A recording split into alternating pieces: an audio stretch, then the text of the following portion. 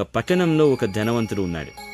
అతడు ఊదారంగు సన్నపు నారబట్టలు ధరిస్తూ ఖరీదైన భోజనం తింటూ చాలామంది దాసదాసీ జనంతో విలాస జీవితం గడుపుతుండేవాడు.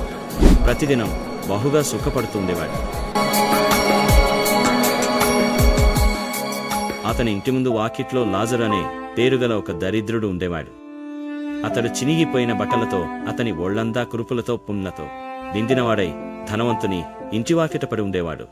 ఆ ధనవంతుని భోజనపు బల్ల మీద నుండి పడే రొట్టె ముక్కలతో ఆకలి తీర్చుకోవాలి అని అనుకుంటాడు.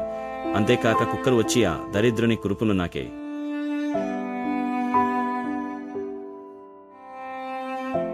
అతను ఈ లోకంలో ఆకలితో, పేదరికంతో, వ్యాధులతో ఎంతో బాధపడ్డాడు. కానీ ఎవరికీ కష్టము కలిగించలేదు. కొన్ని రోజులకు లాజరు చనిపోతాడు.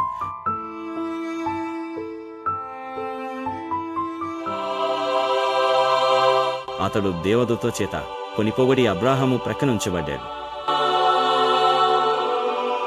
ఒకరోజు ధనవంతుడు కూడా చనిపోయి పాతి పెట్టబడతాడు. అతడు నరకంలో బాధపడుచుంటాడు. ఆ ధనవంతుడు కన్నులెత్తి దూరం నుండి అబ్రాహాము ప్రక్కన ఆనుకొని ఉన్న లాజరును చూచి, తండ్రివైన అబ్రాహామా, నా యందు కనికరపడి తన వ్రేలికొనను నీళ్లలో ముంచి నా నాలుకను చల్లార్చుటకు లాజరు పంపుము, నేను ఈ అగ్నిజ్వాలలో యాతన పడుచున్నాను అని కేకలు వేసి చెప్పాను. అప్పుడు అబ్రాహాము, కుమారుడా, నీవు నీ జీవితకాలమందు నీకిష్టమొచ్చినట్టు సుఖము అనుభవించావు.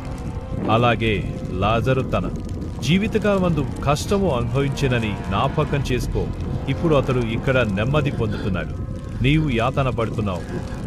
అంతేకాక ఇక్కడి నుండి నీ యొద్దకు దాట గోరువారు దాటి భోజాల పొందినట్లు, అక్కడి వారు మా యొద్దకు దాటి రాజాల పొందినట్టును మీకును మాకును మధ్య మహా అగాధం ఉంచబడి ఉంది అని చెప్పాను. అప్పుడు ఆ ధనవంతుడు, తండ్రి, అలాగైతే నాకు 5 సహోదరులు ఉన్నారు. వారు ఈ వేదనకరమైన స్థలమునకు రాకుండా వారికి సాక్ష్యమిచ్చుటకే నా తండ్రి ఇంటికి ఆ లాజరుని పంపవలనని నిన్ను వేడుకొంచున్నాను నేను. అందుకు అబ్రాహాము వారి యొద్ద మోషేయు ప్రవక్తలను ఉన్నారు, వారి మాటలు వినవలెనని అతనితో చెప్పగా, అతడు, తండ్రివైన అబ్రాహామా, అలాగూ నవ్వుతూ, మృతులలో నుండి ఒకడు వారి యొద్దకు వెళ్ళిన ఎడల వారు మారుమనస్సు పొందుదురని చెప్పాను.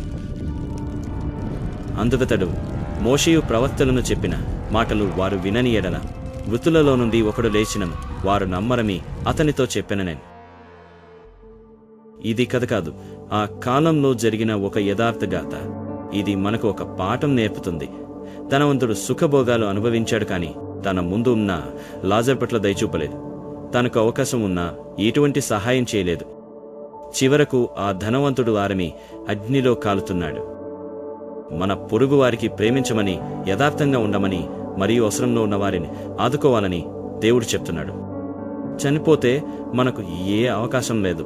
దేవుని వాక్యం విని దాని ప్రకారం జీవించే అవకాశం ఇప్పుడు మీకుంది. మనం ఇప్పుడు దయగలిగి మన దగ్గర ఉన్న వాటిని అవసరమైన వారికి పంచాలి. ఎల్లప్పుడూ దేవుని వాక్యాన్ని వినాలి అనేది గుర్తుంచుకోండి. ఎందుకంటే ఈరోజు నువ్వు చేసేది శాశ్వత లోకం కోసం అనేది మర్చిపోకండి.